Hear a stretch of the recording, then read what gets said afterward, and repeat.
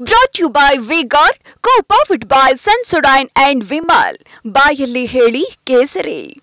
Associate sponsor Ultratech Cement. Co-sponsored by Saptagiri NPS University. ಹಾಸನದಲ್ಲಿ ಪ್ರಜ್ವಲ್ ರೇವಣ್ಣ ಅವರು ಹಿನ್ನಡೆಯನ್ನ ಅನುಭವಿಸ್ತಾ ಇದ್ದಾರೆ. ಆರಂಭಿಕ ಹಂತದಲ್ಲಿ ಪ್ರಜ್ವಲ್ ರೇವಣ್ಣ ಅವರಿಗೆ ಹಿನ್ನಡೆ ಆಲ್ಮೋಸ್ಟ್ ಲೇಟ್ ಆಗಿದೆ, ಅಲ್ಲಿ ಮತ ಎಣಿಕೆ ಆರಂಭ ಆಗಿದೆ ಲೇಟು. ಸೊ ಈಗ ಪ್ರಥಮ ಟ್ರೆಂಡ್ ನಮಗೆ ಲಭ್ಯ ಆಗ್ತಾ ಇದೆ. ಹಾಸನದಲ್ಲಿ ಪ್ರಜ್ವಲ್ ರೇವಣ್ಣ ಅವರಿಗೆ ಹಿನ್ನಡೆ, ಬಹುಶಃ ಅಂಚೆ ಮತಗಳಿವು. ಪ್ರಜ್ವಲ್ ರೇವಣ್ಣ ಹಿನ್ನಡೆ. ಎಲ್ಲೋ ಒಂದ್ ಕಡೆಗೆ ಪ್ರಜ್ವಲ್ ರೇವಣ್ಣ ಅವ್ರ ಬಗ್ಗೆ ಎಂಥ ಒಂದು ವಿಶ್ವಾಸ ಇತ್ತು ಅಂತಂದ್ರೆ, ಪ್ರಜ್ವಲ್ ರಾಜಕೀಯ ಭವಿಷ್ಯ ಬಹಳ ಉಜ್ವಲವಾಗಿರುತ್ತೆ ಅನ್ನುವಂತ ಮಾತುಗಳು ಕೇಳಿ ಬಂದಿತ್ತು.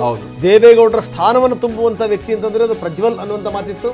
ಆದ್ರೆ ನೋಡಿ ಸ್ಥಿತಿಗತಿಗಳು ಹೆಂಗಾಗಿದೆ ಅಂತ, ಕಂಬಿ ಎಣಿಸುವಂತ ಸ್ಥಿತಿ ಬಂತು. ಅಷ್ಟೇ ಅಲ್ಲ, ಇಡೀ ಕುಟುಂಬ ಈಗ ಸಂಕಷ್ಟದಲ್ಲಿದೆ ಅಂತ ಪ್ರಜ್ವಲ್ ಏನಾಗುತ್ತೆ ಇದು ತಗೊಳ್ಳೋಣ. ಇದು ಇನ್ವರ್ಟರ್ ಎಸಿ. ನೀವು ಗ್ಯಾಮ್ಲರ್ ಅಲ್ವಾ? ಗ್ಯಾಮ್ಲರ್ ಜೂಜಾಡ್ತಿರಲ್ವಾ? ನೀವು ಜೂಜಾಡ್ತೀರಾ? ಇಲ್ಲ, ಯಾರು ಏನು ಹೇಳಿದ್ರು ಅಂತ ನೀನು ಎಷ್ಟು ಕಾಸ್ಟ್ಲಿ ಹಾಗೂ ಡೆಲಿಕೇಟ್ ಎಸಿ ತಗೊಂಡು ಸ್ಟೆಬಿಲೈಸರ್ ತಗೊಳ್ಳಿಲ್ಲ ಅಂದ್ರೆ ಇದು ಜೂಜಾಟ ತಾನೇ. ಒಂದೇ ಫ್ಲಕ್ಚುಯೇಷನ್ ಗೆ ನಿಮ್ಮ ಇನ್ವರ್ಟರ್ ಎಸಿಯ ಪಾರ್ಟ್ಸ್ ಡ್ಯಾಮೇಜ್ ಆಗಬಹುದು. ಅದನ್ನು V-Guard ಉಪಯೋಗಿಸಿ ಸುರಕ್ಷಿತವಾಗಿರಿಸಿ. V-Guard, India's #1 stabilizer. ಮತ್ತೆ ಅವರ ಭವಿಷ್ಯ ಅನ್ನೋದು ವೆರಿ ಇಂಪಾರ್ಟೆಂಟ್. ಏನಾದ್ರೂ ಕೂಡ ಬಿಡಿ, ಒಂದು ಲೆಕ್ಕದಲ್ಲಿ ಹೆಂಗ್ ಗೊತ್ತಾ, ತುಂಬಾ ಕೆಟ್ಟ ಹೆಸರು ಬಂದಾಯ್ತು, ಪ್ರಶ್ನೆ ಬೇರೆ. ಆದ್ರೆ ಗೆದ್ದಾದ ಮೇಲೆ ಏನಾಗುತ್ತೆ, ಗೆದ್ರೆ ಸೋತರಂತೂ ಮುಗಿತು, ಹೌದು, ಗೆದ್ದರೆ ಏನು ಅನ್ನುವಂಥದ್ದು ಕೂಡ ವೆರಿ ಇಂಪಾರ್ಟೆಂಟ್. ಶ್ರೇಯಸ್ ಪಟೇಲ್ ಅವರ ತಾಯಿ ಸರಗನ್ನ ಒಡ್ಡಿ ಕೇಳಿದ್ರು, ದಯವಿಟ್ಟು ನನ್ನ ಮಗನಿಗೆ ಮತಗಳ ಭಿಕ್ಷೆ ಹಾಕಿ ಅಂತ. ಈ ಬಾರಿ ಎಲ್ಲೋ ಒಂದ್ ಕಡೆಗೆ ಅವರ ಪರವಾಗಿ ಅನುಕಂಪನೂ ಇದೆ ಅನ್ನುವಂತ ಮಾತುಗಳು ಕೂಡ ಇತ್ತು. ಹೌದು, ಯಾಕಂದ್ರೆ ಹೊಳೆ ನರಸೀಪುರದಲ್ಲಿ ಇದೇ ಶ್ರೇಯಸ್ ಪಟೇಲ್ ಅವರು ರೇವಣ್ಣ ಅವರ ವಿರುದ್ಧವಾಗಿ ಅಲ್ಪ ಮತಗಳ ಅಂತರದಲ್ಲಿ ಹತ್ತತ್ರ ಬಂದಿದ್ರು. ಸೊ ಮತ್ತೆ ಇಡೀ ಹಾಸನದ ರಾಜಕೀಯ ಜಿದ್ದಾಜಿದ್ದಿ ಅನ್ನುವಂಥದ್ದು ಅದು ದೇವೇಗೌಡರ ಕುಟುಂಬ ಜೊತೆಗೆ ಜಿ ಪುಟ್ಟಸ್ವಾಮಿ ಗೌಡರ ಕುಟುಂಬದ ನಡುವೆ. ಸೊ ಈಗ ಪುಟ್ಟಸ್ವಾಮಿ ಗೌಡರ ಎರಡೂ ಕುಟುಂಬಕ್ಕೆ ಸಂಬಂಧಪಟ್ಟಾಗಿನ ಮೂರನೇ ಕುಡಿ ನಾವು ನೋಡ್ತಾ ಇರುವಂತದ್ದು ಶ್ರೇಯಸ್ ಪಟೇಲ್ ಹಾಗೆ ಪ್ರಜ್ವಲ್ ರೇವಣ್ಣ. ಹೀಗಾಗಿ ಇವರಿಬ್ಬರ ನಡುವಿನ ಫೈಟ್ ಅದಾದ ನಂತರ ಯಾರು ಗೆಲುವು ಅನ್ನುವಂಥದ್ದು ಈ ಎರಡೂ ಕುಟುಂಬಗಳಿಗೆ ಪ್ರತಿಷ್ಠೆ, ಈ ಎರಡೂ ಕುಟುಂಬಗಳ ಮುಂದಿನ ರಾಜಕೀಯ ಭವಿಷ್ಯವನ್ನ ರೂಪಿಸಬಹುದಾದಂತ ಫಲಿತಾಂಶ ಕೂಡ. ಯಾವುದು GS ಪುಟ್ಟಸ್ವಾಮಿ ಗೌಡರ ಕುಟುಂಬ, ಅದಾದ ನಂತರ ಅಲ್ಲಿ HD ದೇವೇಗೌಡರ ಕುಟುಂಬದ ನಡುವಿನ ಫೈಟ್, ಅದು ಮೂರನೇ ತಲೆಮಾರಿನ ತನಕ ಬಂದಿದೆ. ಎಸ್, ಕಾಂಗ್ರೆಸ್ ಅಭ್ಯರ್ಥಿ ಶ್ರೇಯಸ್ ಪಟೇಲ್ ಆರಂಭದಲ್ಲಿ ಮುನ್ನಡೆಯನ್ನ ನೋಡ್ತಾ ಇದ್ದಾರೆ. ಪ್ರಜ್ವಲ್ ರೇವಣ್ಣ ಹಿನ್ನಡೆ.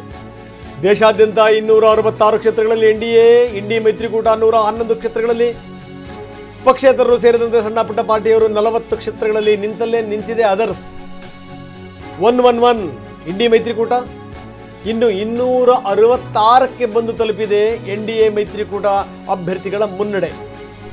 ಆಮೇಲೆ ಬಹಳ ಮಂದಿ ಅನ್ಕೊಳ್ತಿರ್ಬೋದು, ಹೇಳಿ ಕೇಳಿ ಪ್ರಜ್ವಲ್ ರೇವಣ್ಣ SIT ವರ್ಷದಲ್ಲಿದ್ದಾರೆ, ಏನಾಗ್ತಿದೆ ಏನು ಅನ್ನೋದು ಅವ್ರಿಗೆ ಗೊತ್ತೇ ಆಗಲ್ವಲ್ಲ ಅಂತೇಳಿ. ಹಂಗಲ್ಲ, ಅವ್ರು ಮೊನ್ನೆ ಕೋರ್ಟ್ ನಲ್ಲೂ ಕೂಡ ವಿಶೇಷವಾದಂತ ಅನುಮತಿಯನ್ನ ಕೇಳಿದ್ದಾರೆ.